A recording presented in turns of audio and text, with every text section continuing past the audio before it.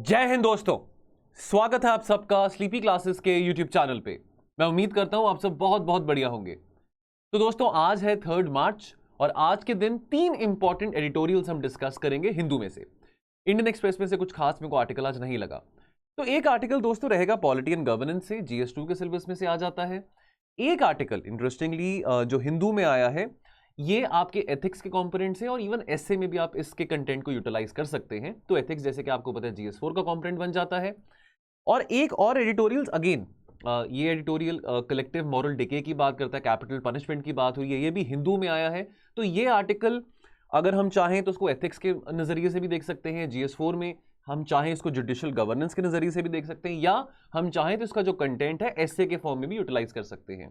तो ये 3 एडिटोरियल आज हम डिस्कस करेंगे। तीनों एडिटोरियल के एंड में आपको क्वेश्चन दिया जाएगा, क्वेश्चन को कमेंट सेक्शन में जरूर कमेंट करिए। चलिए आज की चर्चा शुरू करते हैं। तो पहला आर्टिकल, लाइंस एंड रूल्स। बात यहां पे हो रही है कॉन्स्टिट्यूशन कन्फ्लिक्ट की, बात यहां पे हो रही है जो कन्फ्लिक्ट देखने को मिलता है गवर्नर और चीफ मिनिस्टर के बीच में। देखिए, कोई नई बात नहीं है, बहुत बहुत फ्रीक्वेंटली देखने को मिलता है। रिसेंटली अभी हमने डिस्कस भी किया था एक एडिटोरियल में, कुछ 10 दिन पहले की बात है कि तमिलनाडु का जो नीट एग्जामिशन बिल था उसके ऊपर भी एक कन्फ्लिक्ट हुआ था गवर्नर RN रवि और तमिलनाडु के चीफ मिनिस्टर DK स्टालिन के बीच में।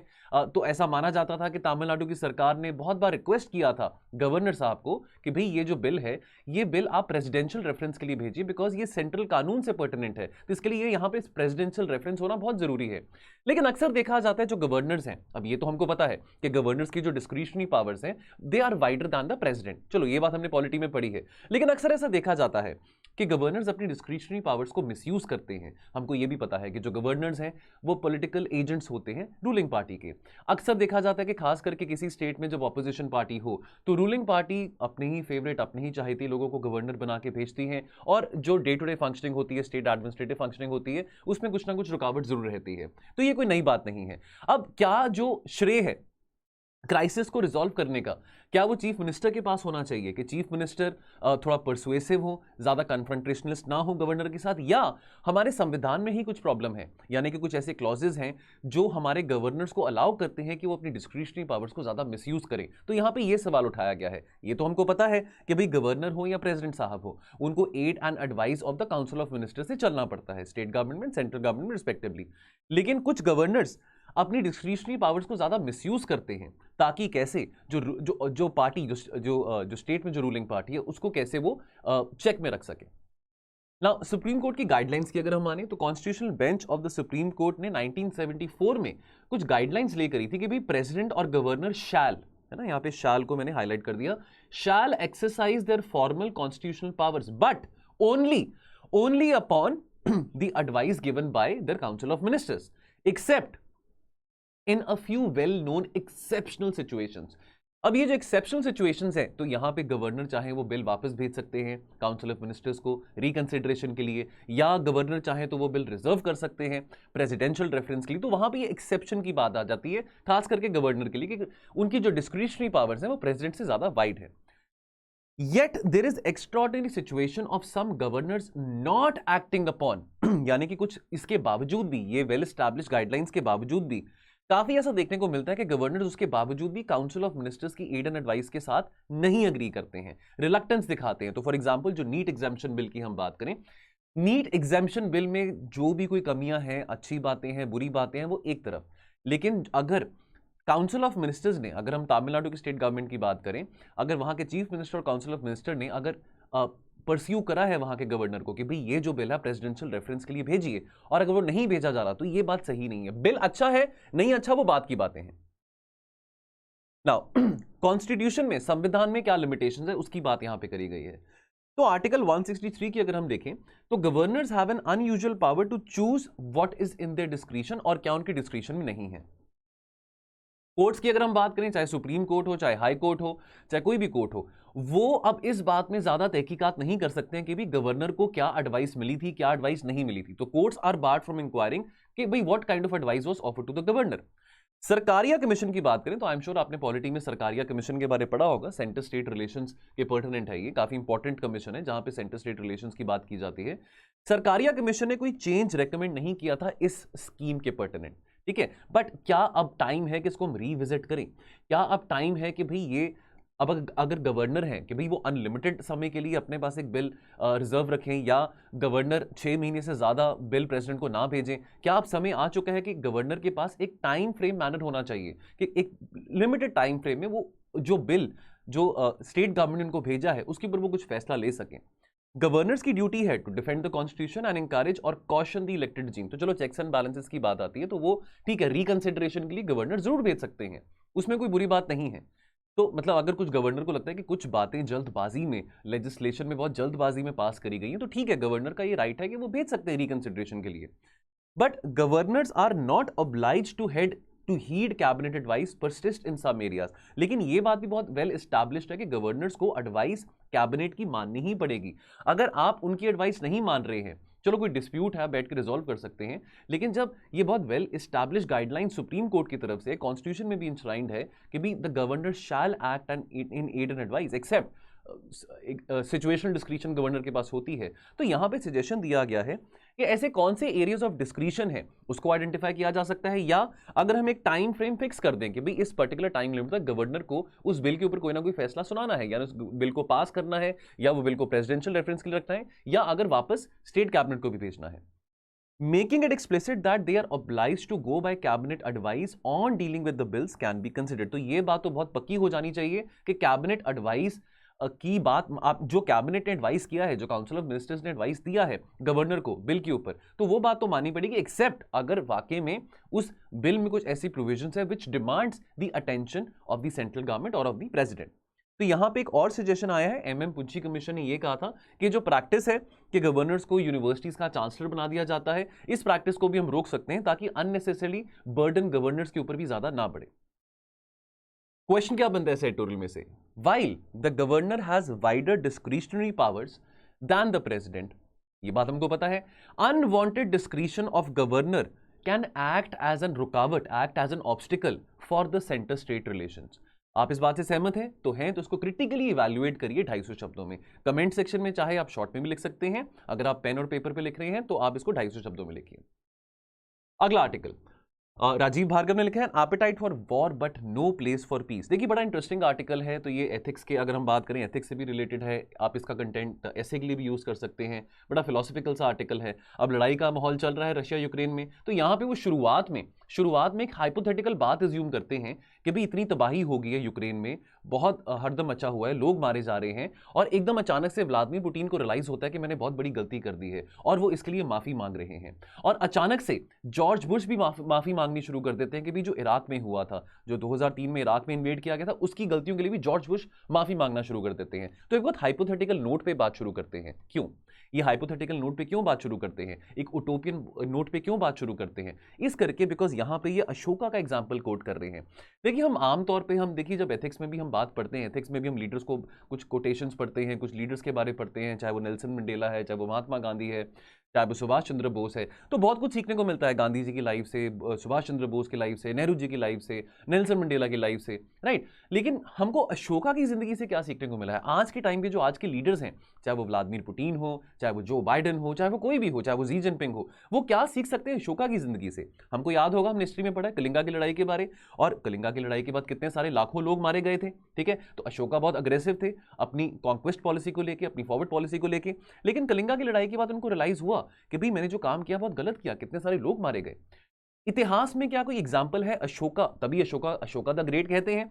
तो हम ये भी कहते हैं कि भाई India is the land of Gandhi, Buddha, Ashoka, यानी कि वही अशोका जिसने कितने लाखों करोड़ों इनोसेंट लोगों को मारा कलिंगा की लड़ाई में। उसके बावजूद उसको इस बात का बहुत गिल्ट हुआ, बहुत रिमोर्स हुआ, और उसने अपना रवैया बदला, उसने अपना जिंदगी की तरफ जो दृष्टिकोण था उसको उसमें बदलाव लेके आया। लेकिन ऐसा कोई इंसिडेंट हिस्ट्री में है अशोका के अलावा जहां पे किसी बहुत ताकतवर रूरल को लगा हो, किसी बहुत ताकतवर राजे महाराजे को लगा हो कि भी जो मैंने किया है वो बहुत गलत किया है? आज के टाइम की बात करें तो क्या जॉर्ज बुश को ऐसा लगा कि भाई इराक में जो मैंने इन्वेड किया, इतने लोगों को वहां पे मारा, इराक हो चाहे बाद में अमेरिका ने लिबिया में इंटरवीन किया हो, मिडिल ईस्ट में किया हो, ठीक है, डिफरेंट कंट्रीज में इंटरवीन किया हो, तो क्या उनको इस अपनी गलती का एहसास हुआ? क्या व्लादिमीर पुतिन को अपनी गलती का एहसास हो रहा है कि कितने सारे इनोसेंट बच्चे मारे जा रहे हैं, कितने सारे इनोसेंट लोग मारे जा रहे हैं? तो इतिहास की बात करें तो ऐसा एग्जाम्पल सिर्फ अशोका का देखने को मिलता है, लेकिन अशोका से क्या लोग कुछ बात सीख पाए हैं? अब ये जो रिग्रेट और रिमोर्स था at the suffering in Kalinga is not the regret of man. ये नहीं था कि टाइम पास के लिए भी कुछ एक एक मोमेंट्री इमोशन था कि भी ओहो बहुत गलत हो गया, चलो मैं कल से ऐसा नहीं करूंगा। इसका जो इम्पैक्ट था बहुत बहुत लॉन्ग टर्म इम्पैक्ट था, right. The meaningful contrition of man who was consciously aware of the sorrow, of the दुख, of the sadness, of the grief he has given to the people. तो ये सिर्फ 24 घंटे का वो रिमोर्स नहीं था कि आज एक बात कह दी कल को फिर से अपने पुराने रवैये पे आ गए, नहीं, it had a long term impact. What is true glory? What is true glory? देखिए, true glory is not about conquest, not about wars, not about acquiring territories, not about annexing territories, but true glory lies के भी जिन लोगों को आप rule कर रहे हो या जिन लोगों ने आपको सत्ता में लेके आए हैं, जिन लोगों ने आपको इलेक्ट किया है, कि कैसे आप उनकी लाइफ को एलिवेट कर सकते हैं। वॉर और लड़ाइयों से आप लोगों की फिजिकल सिक्योरिटी को तो गारंटी नहीं कर सकते हैं। The only kind of fame and glory Ashoka wish for people is achieved by obeying and following the dhamma, that is public and political morality। तो यहां पे मॉरल वैल्यूज की बात आ जाती है, प्रिंसिपल्स की बात आ जाती है, नैतिक जिम्मेवारी की बात आ जाती है। अब ये इमेजिन करना कि दुनिया में लड़ाइयां ना हो, क्रोध ना हो, एंगर ना हो, देखिए ये तो कहना बहुत मुश्किल है, ऐसा तो पॉसिबल नहीं है, लड़ाइयां तो होंगी।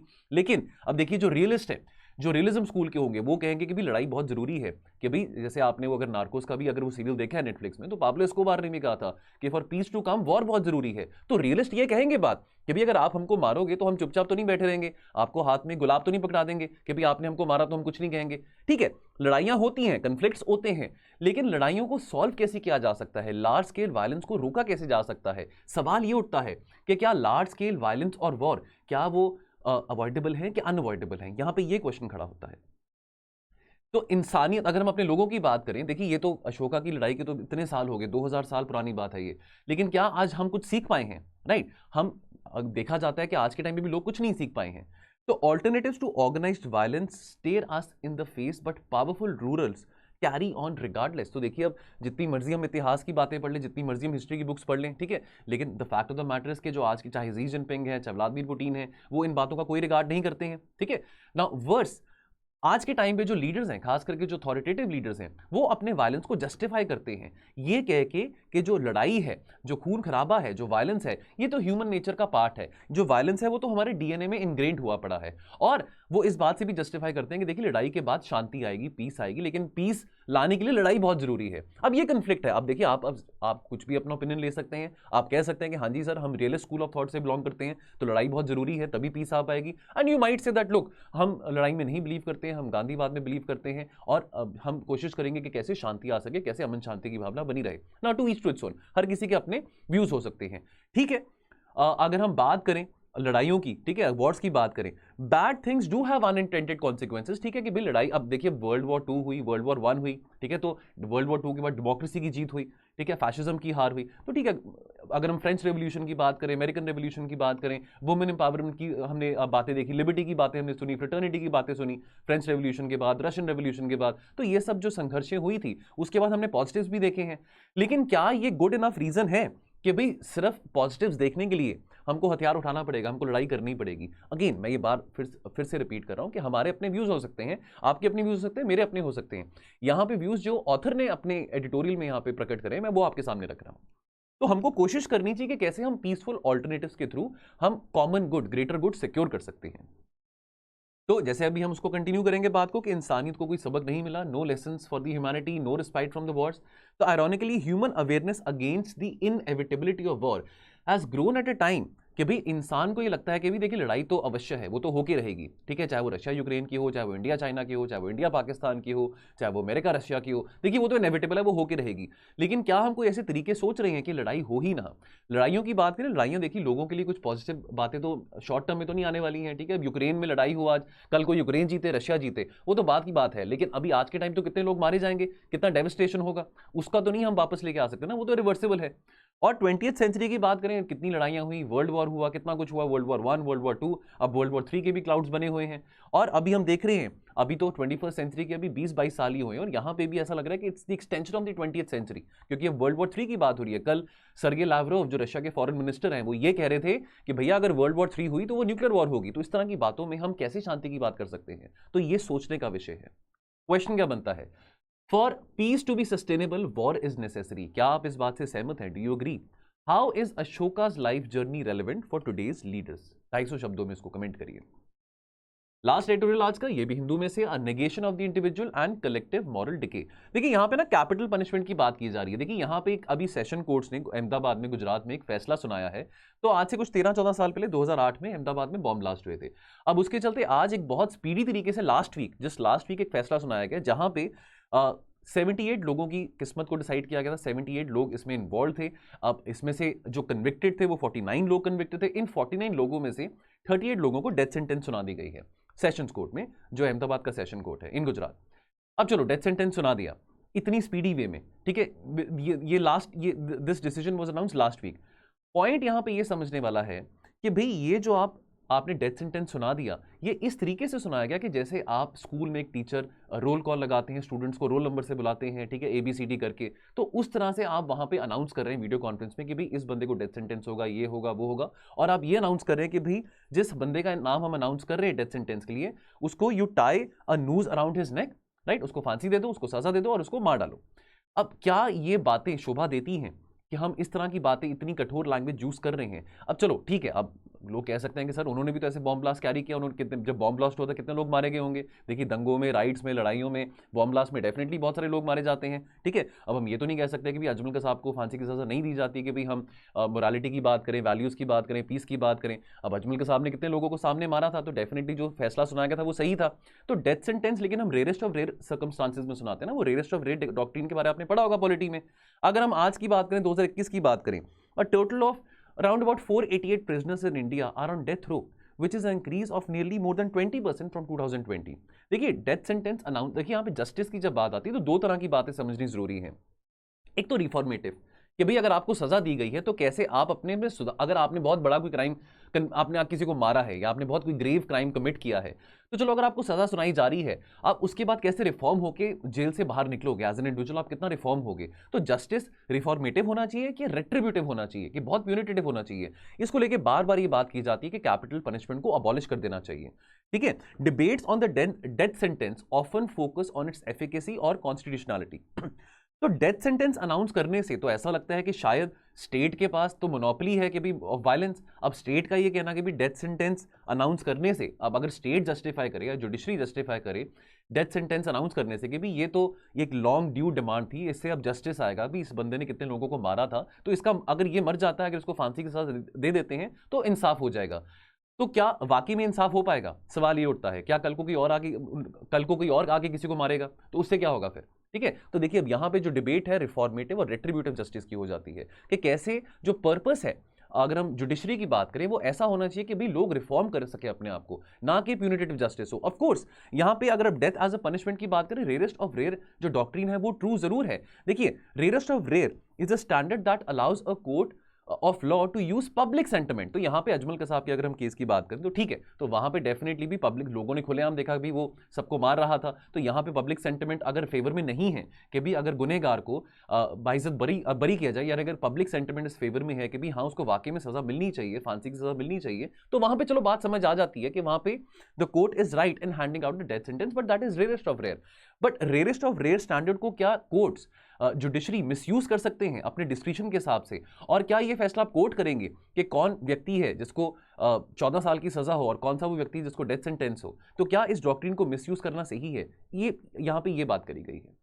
एविडेंस ऑफ ह्यूमैनिटी की बात करें तो यहां पे ये ऑथर यहां पे ये बात मेंशन कर रहे हैं कि भी देखिए यहां पे कंपैशन की वैल्यू ऐड करना बहुत जरूरी है, ठीक है। चाहे आप किसी व्यक्ति को 14 साल की सजा सुना रहे हैं, चाहे आप किसी व्यक्ति को डेथ सेंटेंस सुना रहे हैं तो वो इंसान, दोनों ही जो आउटकम्स होंगे वो इनह्यूमन होंगे। अगर किसी को 14 साल के लिए जेल में रखे, ठीक है उसने गलती करी, उसने बहुत ग्रेव क्राइम कमिट किया, लेकिन अगर रेयरेस्ट ऑफ रेयर डॉक्ट्रिन को मिसयूज कर रहे हैं, राइट, और अगर उसका आउटकम रिफॉर्मेटिव नहीं है बट रेट्रीब्यूटिव है, तो उस जस्टिस का फायदा ही क्या?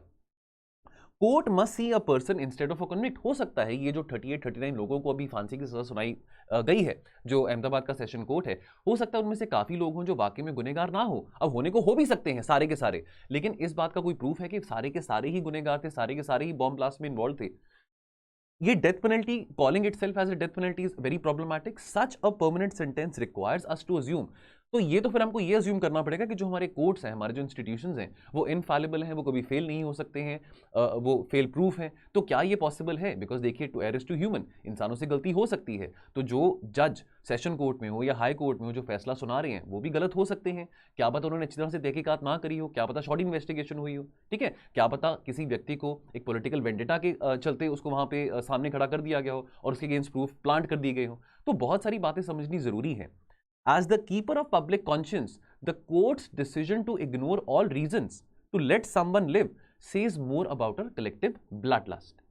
Question क्या बनता है इस editorial में से? The death sentence opens the door for greater misuse of a questionable power to end a life without any oversight. क्या आप इस बात से सहमत हैं? अगर हैं तो उसको कमेंट कीजिए 250 शब्दों में। तो दोस्तों कमेंट करते रहिए। ये थे हमारे 3 एडिटोरियल्स आज के। मैं आपके कमेंट्स पढ़ता रहता हूँ, कोशिश रहती है कि आप सबके कमेंट्स को फीडबैक दे सकूँ, रिप्लाई बैक कर सकूँ।